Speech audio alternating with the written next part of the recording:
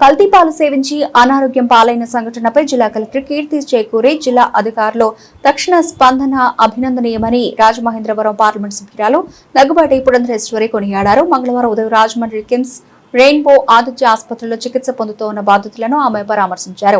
MP ఆసుపత్రిలో చికిత్స పొందుతున్న బాధితుల వద్దకు వెళ్లి అందుతున్న వైద్య సేవలను ప్రత్యక్షంగా తెలుసుకున్నారు. ఈ సందర్భంగా మీడియాతో మాట్లాడుతూ కల్తీ పాలు సేవించి 15 మంది అనారోగ్యం పాలవడం అత్యంత బాధాకరమని అన్నారు.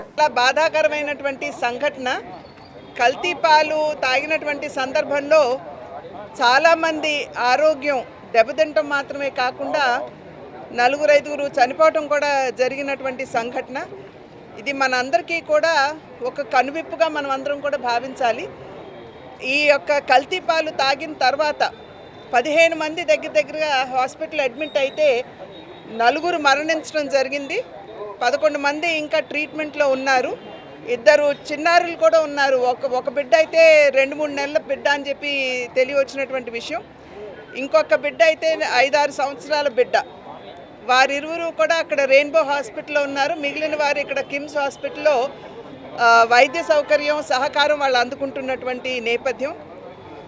అంటే ఒక రకంగా కల్తీ పాలంటే ఈ గణేష్ అనేటువంటి వ్యక్తి ఎవరైతే పాలు అందరికీ పోస్తూ ఉంటాడో అతను స్వయంగా ఆవుని పెట్టుకోవటం కాకుండా 42 మంది రైతుల దగ్గర నుండి పాల సేకరణ చేసి రోజుకి 120 లీటర్లు ఈ ఇళ్ళకి పోస్తూ ఉంటారు. 106 ఇళ్ళకి పోస్తూ ఉంటాడు. ఆ సందర్భంలో అతను ఏదైతే రాత్రి సేకరించిన పాలు డీప్ ఫ్రీజర్లో అంటే చిల్లింగ్ కోసం అని చెప్పి చల్లగా ఉండాలి, పాడవకూడదు అనేటువంటి ఆలోచనతోటి చిల్లర్లో ఏదైతే ఈ పాలు అతను నిల్వ చేస్తూ ఉంటాడో దాని నుండి అక్కడ చిల్లింగ్ కెమికల్ లీక్ అయినటువంటి సందర్భంలో ఇథిలీన్ గ్లైకాల్ అనేటువంటి ఈ కెమికల్ లీక్ అయ్యి పాలల్లో కలిసిపోయి కల్తీ అయినటువంటి నేపథ్యం. 15వ తారీఖున అందరూ కూడా అతనికి కంప్లైంట్ చేశారు. పాలల్లో టేస్ట్లో మార్పు వచ్చింది, చేదుగా ఉన్నది అనేటువంటి విషయం అతనికి తెలియజేశారు. కానీ అతను కూడా ఇది ఎక్స్పెక్ట్ చేయలేదేమో. చూసినట్లయితే చాలా వరకు 60 సంవత్సరాలు పైబడినటువంటి వారు, అదేవిధంగా 5 సంవత్సరాలు లోబడినటువంటి పిల్లలకి బాగా దీని యొక్క ఎఫెక్ట్ కనబడటం జరిగింది. ఇది అందులోనూ డయాబెటీస్, హైపర్ టెన్షన్ ఎక్కువ ఉన్నటువంటి అంటే మధుమేహం మరియు హైపర్ టెన్షన్ ఎక్కువ ఉన్నటువంటి వారి మీద ప్రభావం మరింతగా చూపడం జరిగింది. ఇప్పుడే మేము లోపలికి వెళ్ళి ఐసీయూలో కూడా ఉన్నటువంటి వారందరినీ కూడా చూసి వారి కుటుంబ సభ్యుల్ని పరామర్శించి రావడం జరిగింది. వారందరూ కూడా నిర్ధారించినటువంటి విషయం ఇదే. అంటే నిపుణులు చెప్పేటువంటి విషయం ఏదైతే ఉందో ఈ ఇథిలీన్ గ్లైకాల్ అనేటువంటి ఈ కెమికల్ సాధారణంగా వయసు పైబడినటువంటి వారికి, మధుమేహం ఎక్కువగా ఉన్నటువంటి వారికి ఎఫెక్ట్ అవుతుందని చెప్పి నిపుణులు కూడా నిర్ధారించినటువంటి అంశం. ఏదేమైనప్పటికీ కూడా ముందుగా నేను మన జిల్లా యంత్రాంగాన్ని, కలెక్టర్ గారి దగ్గర నుండి ప్రతి ఒక్కరిని కూడా నేను అభినందిస్తున్నాను. డిఎం అండ్ హెచ్ఓ గారిని, ప్రతి ఒక్కరిని కూడా జిల్లా యంత్రాంగాన్ని నేను అభినందిస్తున్నాను. ఎందుకంటే మొన్న రాత్రి నాకు తెలిసినప్పుడు కీర్తి గారికి, కలెక్టర్ గారికి ఫోన్ చేసి నేను మొన్న రాత్రి వారితో మాట్లాడటం జరిగింది. మాట్లాడినప్పుడే వారు మొత్తం కూడా వారు తెలియజేశారు ఏ విధంగా జిల్లా యంత్రాంగం స్పందించింది.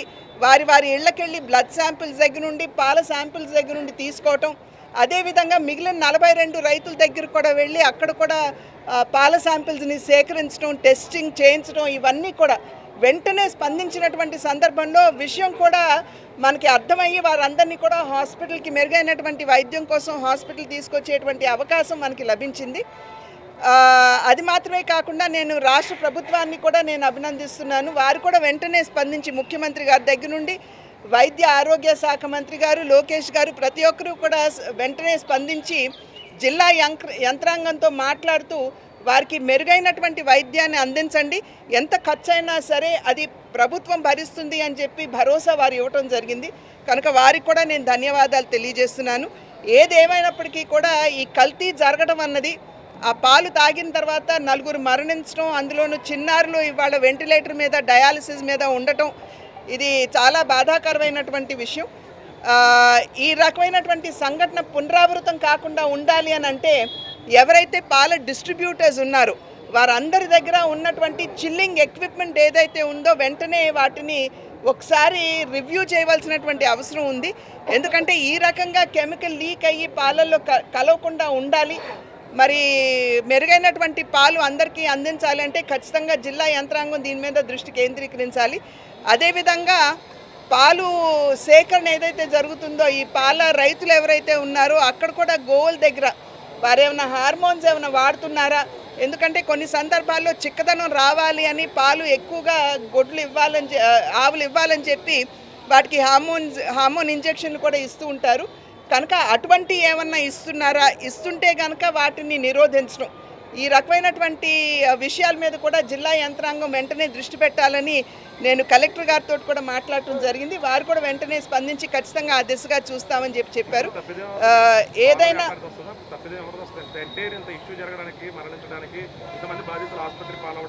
ఇవాళ ఆల్రెడీ మీరు చూసినట్లయితే పాల వ్యాపారిని అరెస్ట్ చేయడం జరిగింది.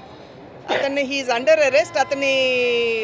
అతను కావాలని చేశాడా లేకపోతే అది అన్ఫార్చునేట్గా జరిగిందా అనేటువంటి విషయం పక్కన పెడితే జరగకూడదు అసలు ఇటువంటి సంఘటన.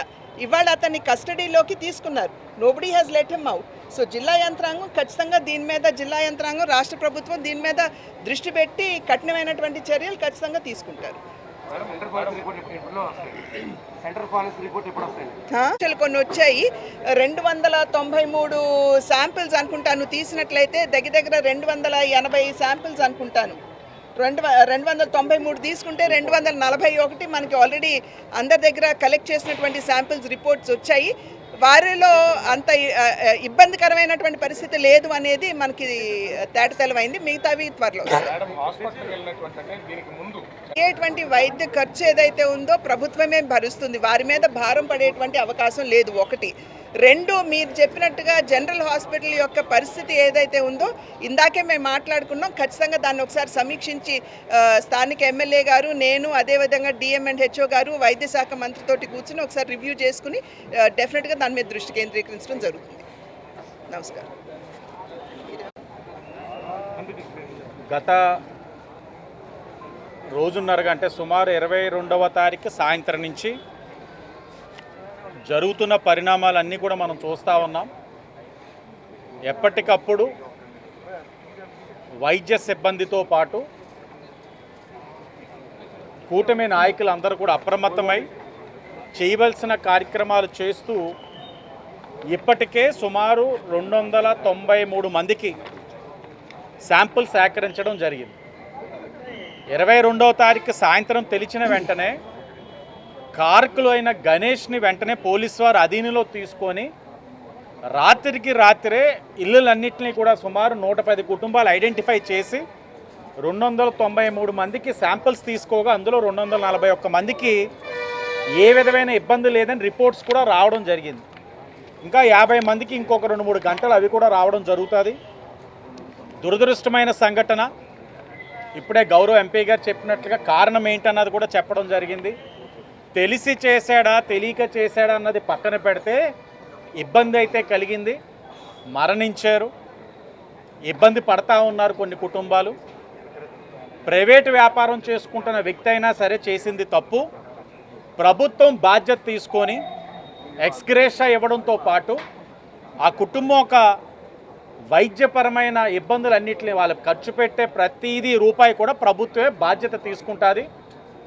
దాని మీద చాలా క్లియర్గా ఉన్నాం.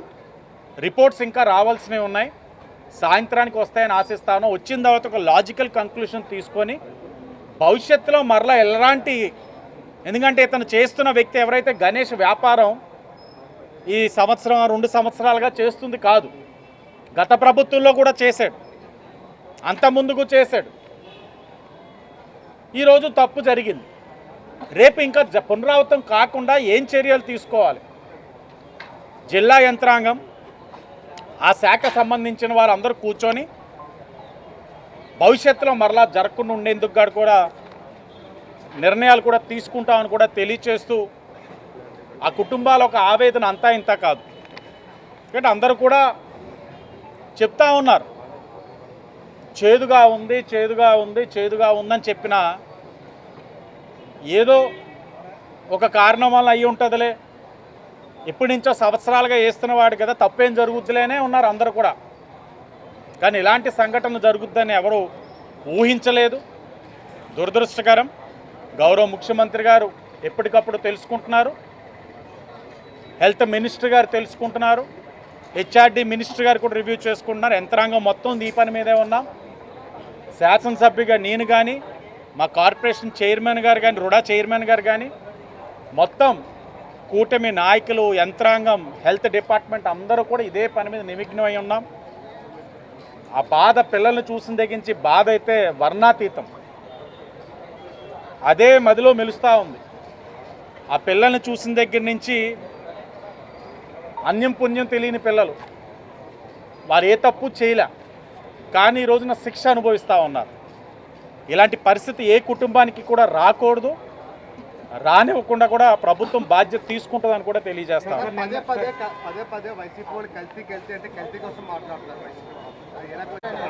అసలు వైసీపీ వాళ్ళు మనుషులా లేకపోతే పశువులా కూడా నాకు అర్థం కావట్లా. కల్తీ గురించి మాట్లాడే అర్హత వాళ్ళకి ఎక్కడుంది? మద్యం కల్తీ వాళ్ళ నాయకులే చేశారు, ప్రాణాలు ఎంతోమంది కోల్పోయారు. తిరుపతి లడ్డూ విషయంలో కూడా చూడండి, వాళ్ళ నాయకులే ఉన్నారు. వైవి సుబ్బారెడ్డి గారు పిఏ అకౌంట్లో పడ్డది, వాళ్ళే చేశారు. కలియుగ దైవం వెంకటేశ్వర స్వామి యొక్క ప్రతిష్టని భ్రష్టు పట్టించారు. ఈరోజు ఈ జరిగిన కార్యక్రమం ఒక ప్రైవేటు వ్యాపారవేత్త, ఏ పార్టీకి సంబంధం లేని వ్యక్తి, అలాంటి జరిగిన కార్యక్రమానికి మీరు ఎందుకు ఇలా కల్తీ అని ప్రభుత్వానికి ఆపాదిస్తున్నారు? అసలు మాట్లాడే అర్హతే లేదు వైసీపీ వాళ్ళకి. నిజంగా మనుషులైతే రెయిన్బో హాస్పిటల్కి వెళ్ళే పిల్లల్ని చూస్తే, ఆ పిల్లలు ఉన్న పరిస్థితి చూస్తే ఇలాంటి రాజకీయాలు మాట్లాడరు. ఓ పిల్లవాడు ఇప్పుడే వచ్చి చెప్పాడు, నాకు నాన్న లేడు, మా తాతయ్య అంతా, మా తాత 3 రోజుల నుంచి డయాలసిస్ మీద ఉన్నారు, నాకేం అర్థం కావట్లేదన్నా, ఫస్ట్ నాకు నువ్వే గుర్తొచ్చావు, నమ్మకంతో నీకే మెసేజ్ పెట్టాను అంటున్నాడు. దీన్ని రాజకీయంగా మాట్లాడడం ఏంటి? ఓపుకుంటే లాస్ట్ గవర్నమెంట్లో కూడా వ్యాపారం చేశాడు, అప్పుడు జరగలేదు, ఇప్పుడు జరిగింది. రేపు ఏ ప్రభుత్వం తప్పు జరగకుండా ఏం చేయాలో చెప్పమానండి.